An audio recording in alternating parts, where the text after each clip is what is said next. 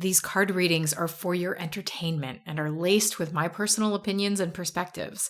I'm not qualified to offer medical or legal advice. Seek professionals for legal, mental, or physical health needs, and know that while cards can give you major insights, ultimately, your moves are yours to make.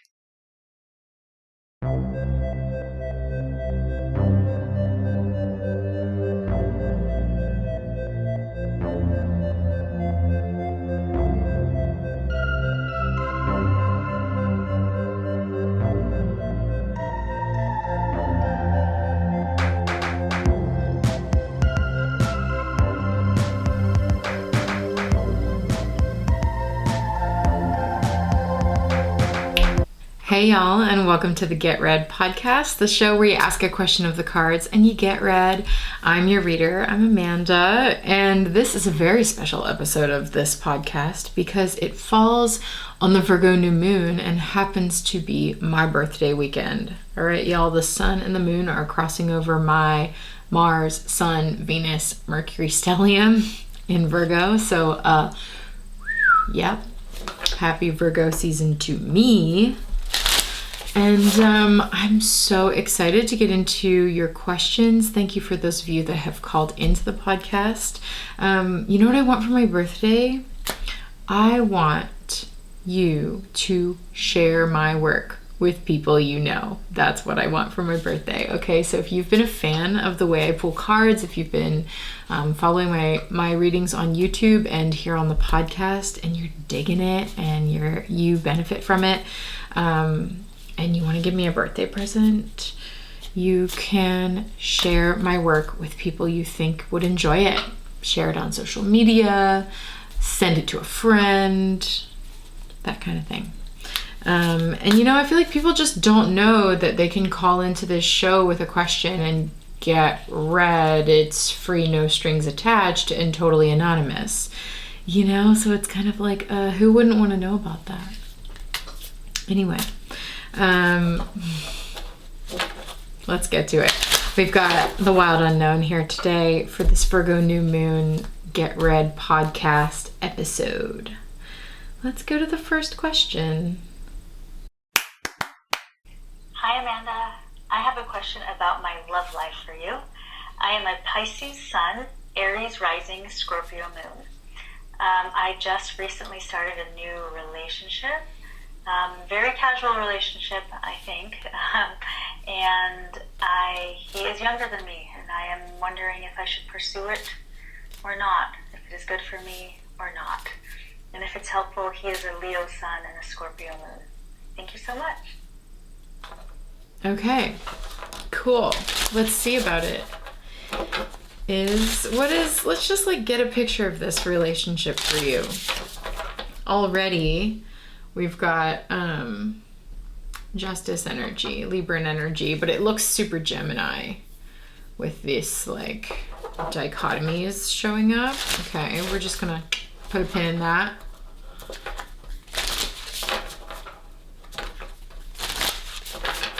Okay, tell us about this relationship, this new casual. Okay, the Devil. It's got you. Is it hot? You know, like, is it spicy? Is it starting to kind of heat things up from underneath? That's interesting. What else can you tell us about this relationship? Yeah, this card really wanted to come out. Son of Cups might be talking about the youthful dynamic you're talking about. You know, the Cups talks about emotional energy and like internal spaces to me. And I'm wondering if this person that you're seeing, this feels like that youthful energy. I'm wondering if just like, I don't know where, okay, so this person's younger than you, age-wise, whatever, but like, what about maturity-wise? You know, like, have you noticed any kind of difference between the way you approach things, or like emotional gaps? Just a thought, just a question. I don't have an answer. Yeah, because this is sort of what okay, this is what's on the table. It's like we've got a hot romance between the Son of Cups and the High Priestess, which, by the way, are pretty compatible, I would say. The Son of Cups, I would equate to the Knight of Cups in the traditional tarot, which is a very like romantic, someone who moves very romantically.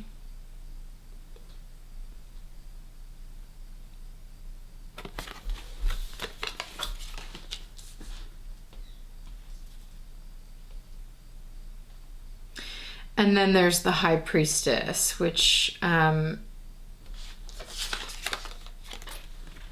it's like a, you know, again, it's a sort of spicy, sexy, quite tempting dynamic between two pretty compatible energies. Although I will note what I was already sort of instinctually hinting to, which is the gap in expression, maybe.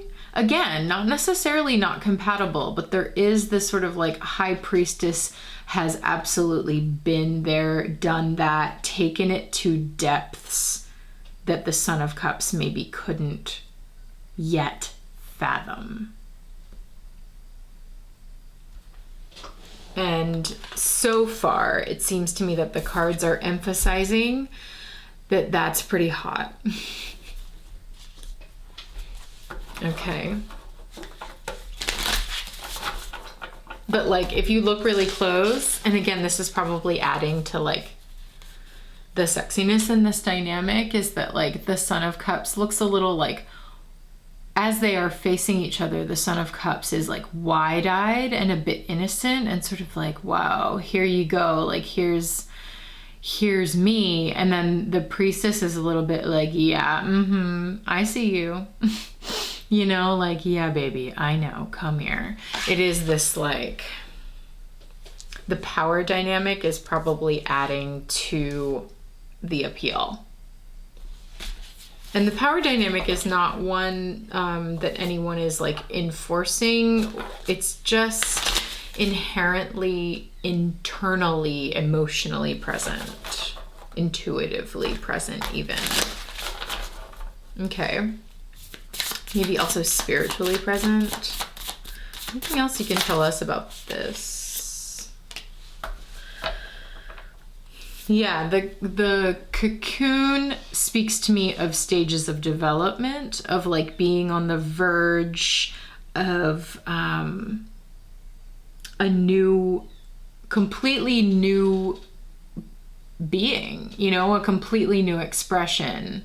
And so I don't know, is that you? Is that the person you're seeing? Are they like at this about to emerge phase of development? Or are you? Or is the relationship? I don't know. The Eight of Swords is sort of like maybe there's a lot more going on internally in this relationship. I mean, we do have like Cups energy and Priestess energy with a fire sort of steaming at the bottom underneath, from underneath. So I'm just wondering if there's a lot more happening internally than is being fully realized. Like there's a lot happening in the cocoon, and then it's on the verge of release or like full illumination. The Fool on the bottom of the deck, which is this like fledgling bird energy, baby bird about to fly for the first time, which is very interesting given the butterfly in the cocoon. Okay, so for those of you who are not watching the video cast and you are listening, the Son of Cups is this like very smooth looking young swan with a cup radiating beautiful energy. The High Priestess, the other, I think this is the caller in the dynamic, is like a very like developed tiger with this sort of sultry look in their eye. There is a crescent moon in the card and a crystal ball looking orb. The devil underneath is basically a goat with its hooves on fire. And the Fool card is that baby bird about to jump off of the branch. The Eight of Swords is a bunch of swords surrounding a monarch butterfly and a chrysalis. Okay, so this is telling me that something is emerging for you to understand about this relationship that is like about to learn. There's a learning curve of like flying for the first time. So someone in this relationship is doing something new, you know, like experiencing something for the first time, or they're just like in this real learning curve moment.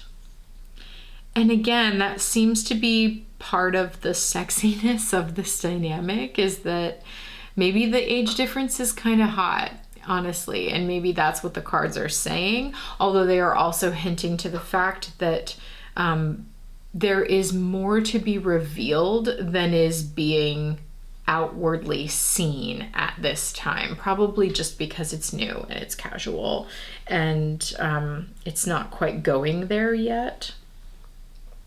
But I would say this, because you are showing up as the High Priestess, dear person who is called in, your instincts are probably spot on about this relationship every step of the way. So trust what you feel. Don't be afraid to enjoy yourself, obviously, but listen to your gut and your intuitive knowing and your emotional responses, because they are highly developed is what I'm seeing. And the other person in this dynamic may still be very much in a learning curve around their emotional, intuitive nature. Let's just give you one more card.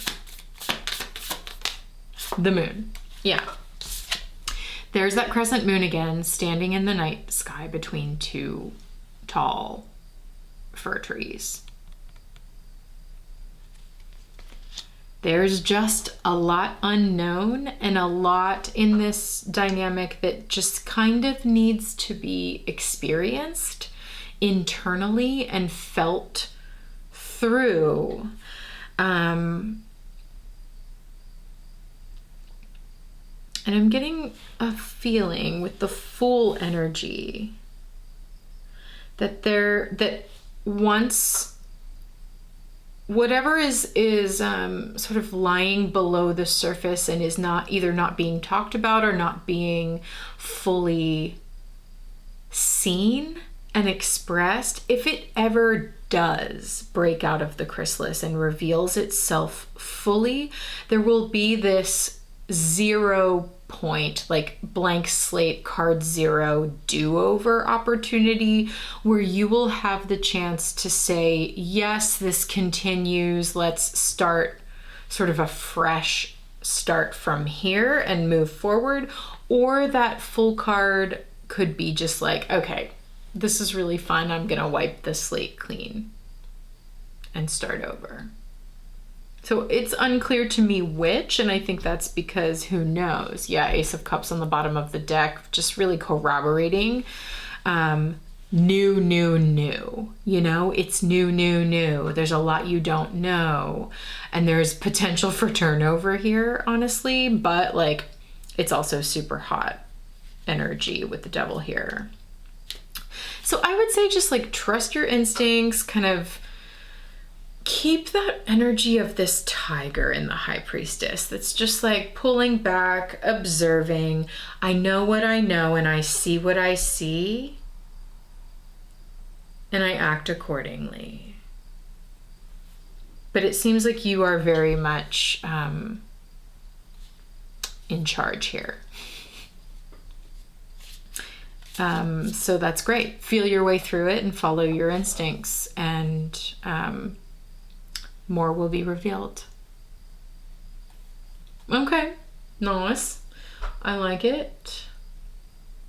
Next. Hi Amanda, my wife and I have been trying to make a baby for a while now, and today we had our very first frozen embryo transfer, and we are really excited about our precious embryo. And I am just wondering what the cards have to say about what I can do to take care of my mental health during the next 2 weeks as we wait for the results, and also what I can do to take care of my body so that we have the absolute best chance possible for implantation and a healthy pregnancy. I would love to hear what the cards have to say. My sun sign is Gemini, my rising sign is Cancer, my moon sign is Scorpio. All right, thanks so much.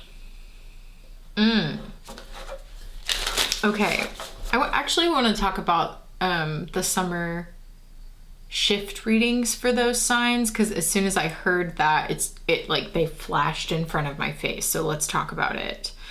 The Scorpio shift is called trust time, and the last two shift, the spring and summer shift, both for Scorpio, were basically this message with a whole lot of nuance, but basically the message of like, hold your center, like there's a lot swirling around you and a lot of potential and a lot of change. Just like keep like finding and holding your peace, your calm, your center, your stability, so that you are acting from a space that is like totally yours, your own. So that's sticking out to me. What else did you say? You said Scorpio, you said Gemini. There was another thing you said that I wanted to say. My sun sign is Gemini, my rising sign is Cancer. Cancer. So the Cancer shift is waiting on the word, which is really interesting, because now you are actually calling in and you are asking me, okay, we've had this procedure done and now we're just waiting. We're waiting on the word. What do I do while I'm waiting? And the answer seems to be you find your center, you hold the center, and you find a sense of trust in timing as it is all unfolding while you are waiting on the word. And that was the Cancer reading, which was just like waiting. And then when the word hits, whatever the result is, it's go time either way, which is interesting. And then you're a Gemini. So the invitation, the reading is called An Invitation for summer. And it was all about just like getting out of your head and out into the sunshine. Go for walks, go for hikes, be with friends, do the things that bring you simple pleasures and joys, and keeping things as simple as possible in terms of the content you're consuming, in terms of like everything you're sort of putting into your brain, because that reading really zeroed in on the fact that Geminis have this like incredibly architecturally designed headspace that allows for many rooms and many, like it's a labyrinth in there. And it's sort of like, okay, the invitation this season for Gemini is to get out of the perfectly designed labyrinth mansion in your head. Just get out of those compartments and go get a breath of fresh air with friends. Have a picnic on the lawn and watch the sunset. It's just like simplify, hold the center, experience and seek out the sweet, simple pleasures in life as you wait on the word. So that is a reading that I just basically gave you using the shift readings from summer for your big three. So if you haven't already, go watch those readings. They're on my YouTube channel, Unseen Hands Tarot on YouTube. I am going to pull cards for you, don't worry, but I have a feeling you'll get a lot out of those readings. The first like 10-15 minutes is free on YouTube. If you want to go deep into the whole reading for those signs, you can access them in the shifting space. That's my membership space for these shift readings that I do. So if you're into that, there's lots of information if you click the link in the video description or the audio description of this podcast, or just go to unseenhandstarot.com, you know? Okay, anyway, let's see about this for you. While you are waiting on the word, what's the advice for your mental health and your physical health? Okay, we have Father of Swords in reverse, which is this stately looking horned owl holding a rainbow colored sword and looking directly at us. So there's an energy in this card, I think, which is, again, reminding you that you can't know what you don't know. You just can't, you know, and you can't force it. So the wisest take is just to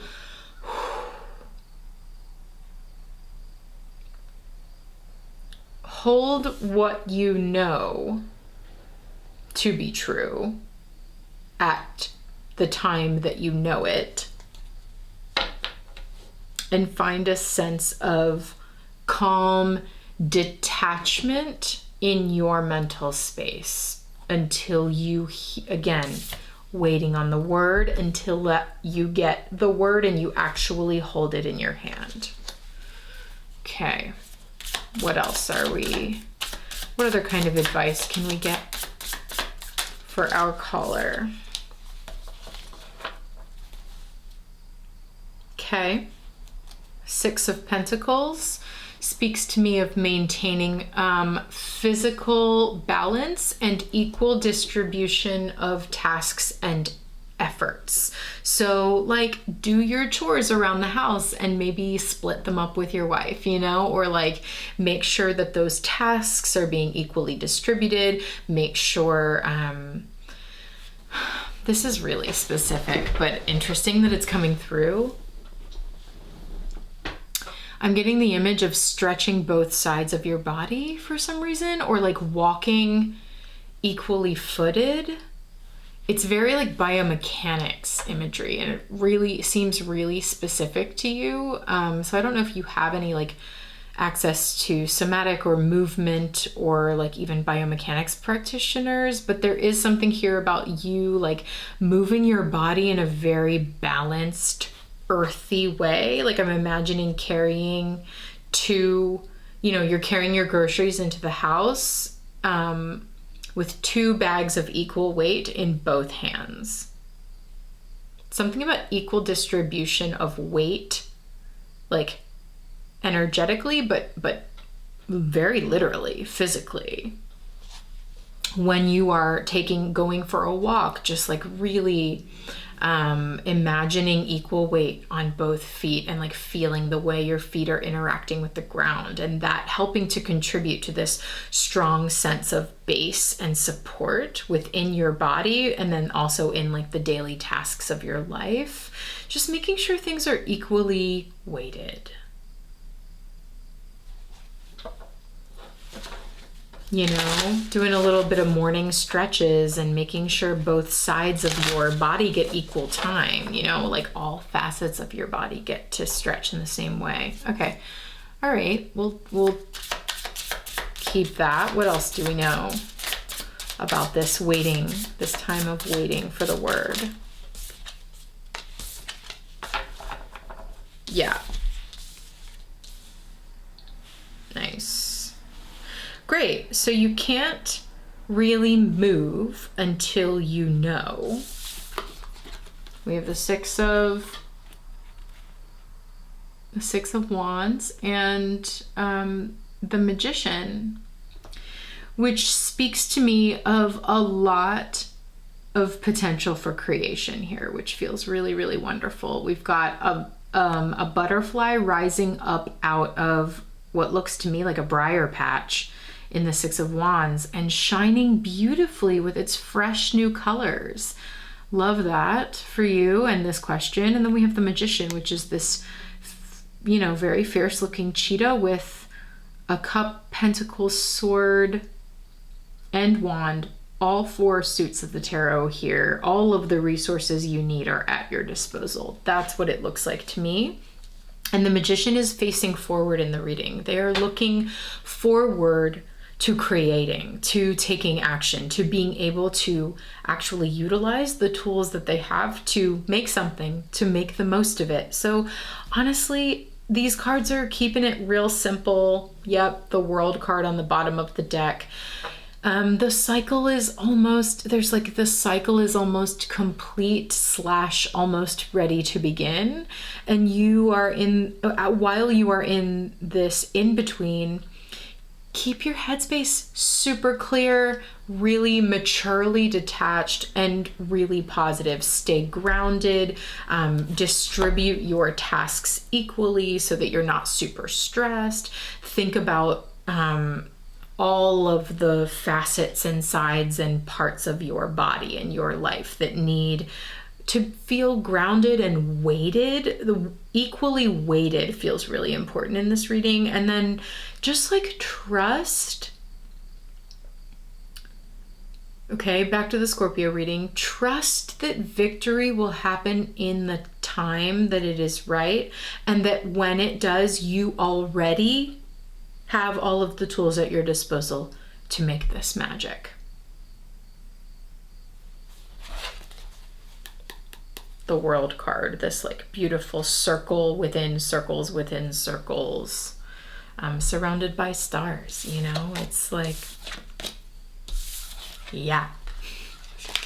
Okay, and I just saw the Sun card and the Star card when I split the deck. So again, really super, super, super positive vibes coming through in your reading, my friend. Check out those shift readings and see if they help at all. Thanks for calling. Next.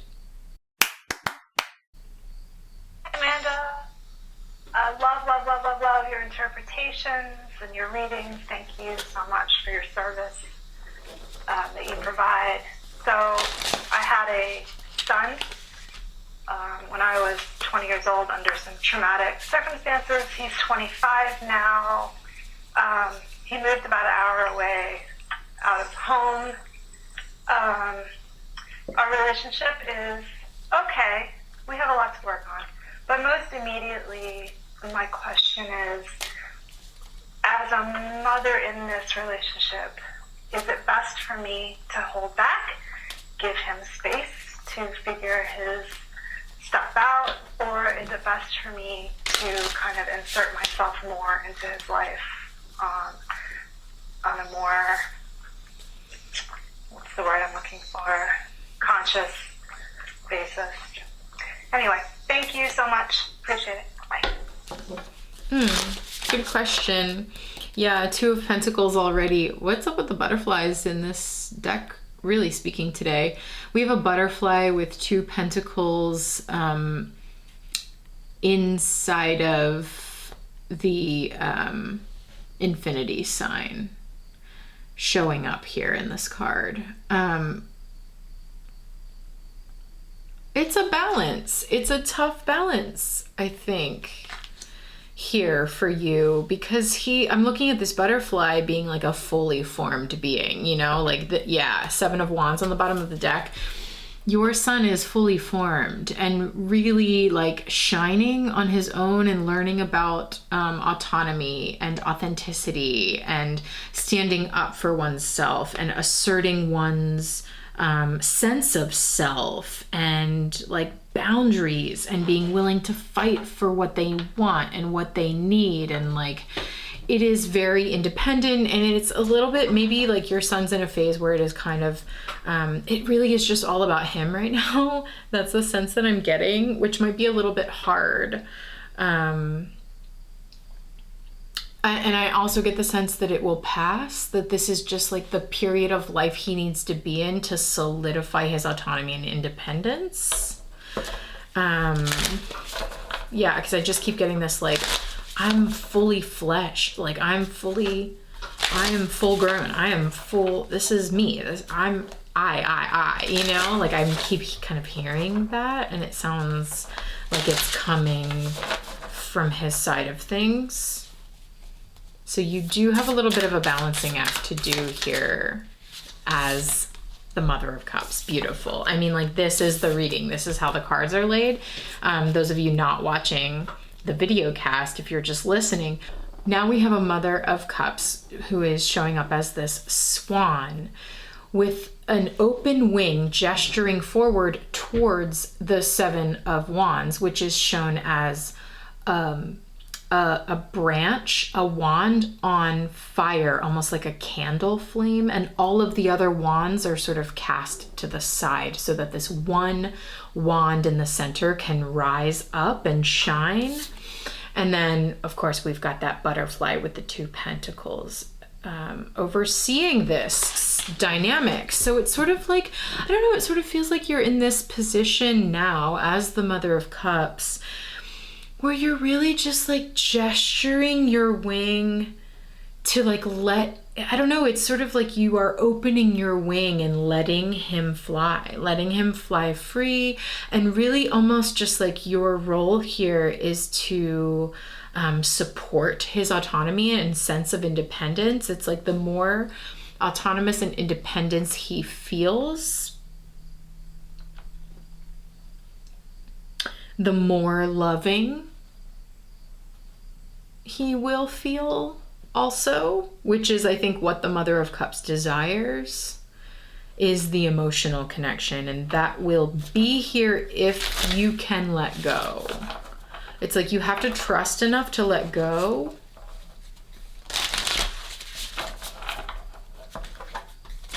You know, trust. It's actually the Mariah Carey song called Butterfly. Yeah, I'm going there. I'm doing it. Okay, I'm gay. Spread your wings and fly, butterfly. You know, like, if it's meant to be, I trust that you'll come back to me. Which, like, of course he will. One more. Anything else? Yeah. Yeah. Mm-hmm. 2 of Cups. Exactly. There will be more intimacy, more connection, more of a link and a love felt and expressed between the 2 of you, the more independence he feels. The more autonomy and the more free and the more like autonomous he feels, independence, the more connection he will seek from you. That's lovely. The 2 of Cups is shown as 2 cups side by side with roses crossing each other over top of the cups. So you, as the Mother of Cups, you just support his independence. Keep your wing open, right? The swan's wing is open. Keep your wing open so he always knows he can come to you. He always knows that emotionally you are there.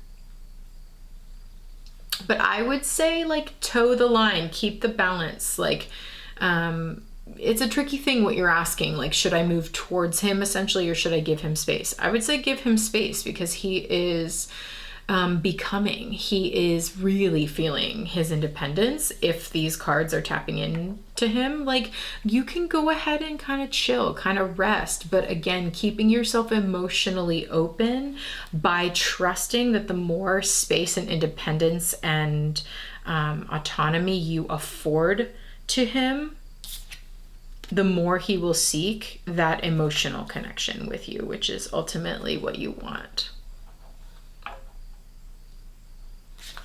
Yeah, don't worry. If you let him free, he won't leave you. He'll come back. That is for sure. But he does need to feel free, and he does need to feel himself standing on his own.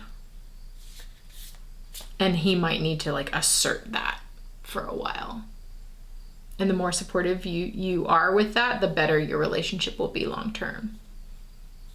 Keep an eye on the long term. Okay, hope that was helpful for you. Our last and final question. Hello, Amanda. I hope all is well. My question for the cards, during this moon, during this time, this sort of like, we're like, stepping into autumn. Been trying to live my life by doing the seasons, making the most of them. I always love this time of year, but it always comes with like a little bit of sadness. Heading into winter, heading towards winter, we're like past the midway point of like Thrive Time Live on the planet.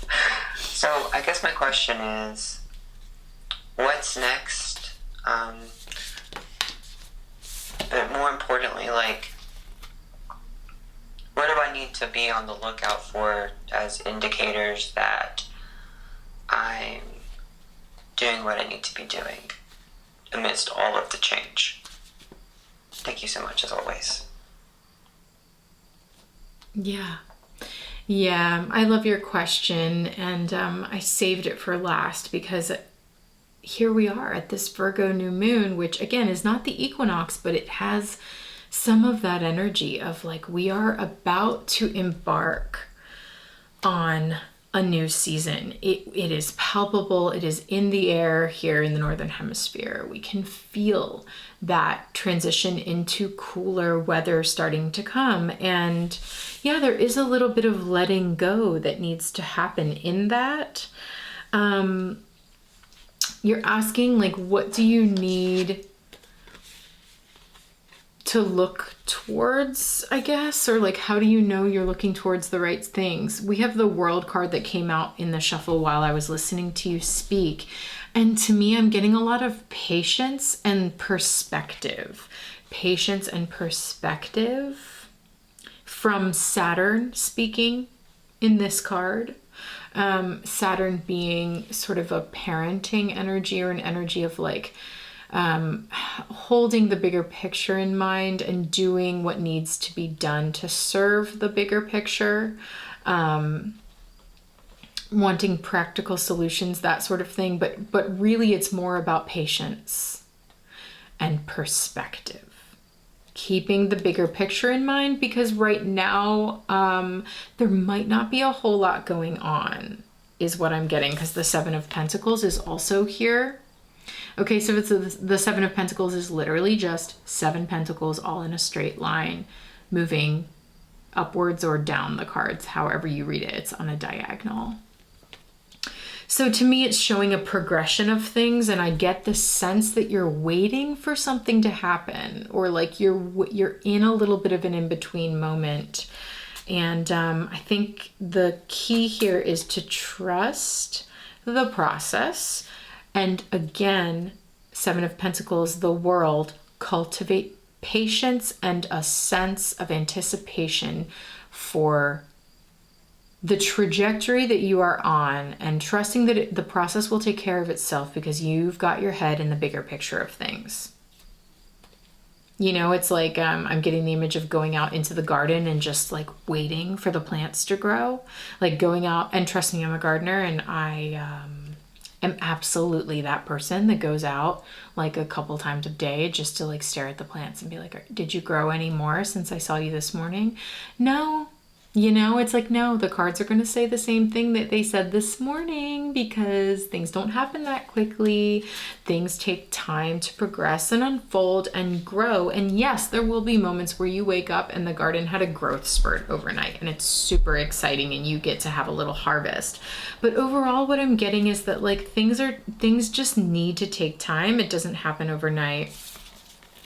You also got the Seven of Cups, did you? Yeah. So you've got 2 sevens. which is really a path of like trusting the spirituality of process unfolding, of like something higher at work. The sevens do evoke an energy of patience for me, and like almost the energy of the sage, you know, which would feel like that Saturnian world card advice of like patience and perspective, patience and perspective. Seven of Cups it talks, interesting that the new moon and the full moon are showing up here, talking about being like in between moon cycles and the confusion that can happen between when you are not fully new nor fully full.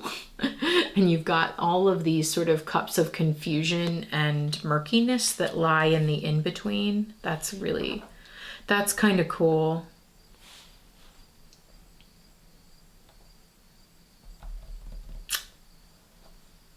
Okay, anything else we can get? Two of Cups. That's unexpected. Back to that 2 cups with the roses crossing at the bottom of the deck. I wonder, you're asking me questions of like, are you on the right path? Or like, are you kind of going in the right direction? What should I look for? I feel like your relationships are a good barometer for this. I know this, caller, and I think I'm speaking to your Libra placements, because I also saw the Justice card in the shuffle, and we are soon approaching Libra season. So maybe, my friend, your relationships will be your intimate connections especially, will be a really good barometer for you in terms of how well this trifecta, the 2 sevens and the World card, are integrating into your experience. You know, if the phrase we're working with here is patience and perspective, how is that showing up in your relationships? Like, that's sort of a litmus test if you're looking for one.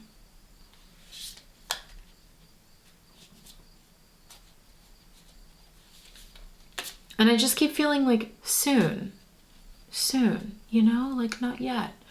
You're not there yet. 7 of Pentacles, soon. And you know what the thing about the 7 of Pentacles, it's like you have so much. You have so much right where you are. It's not all bloomed yet, and it hasn't all come to fruition. That's true. But you have so much 8 of Pentacles right here where you are in Virgo season. Yeah. You have so much. The 7 to the 8, you're almost there. Something is imminent. Patience and perspective, patience and perspective.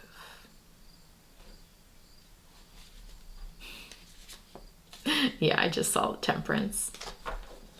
Okay.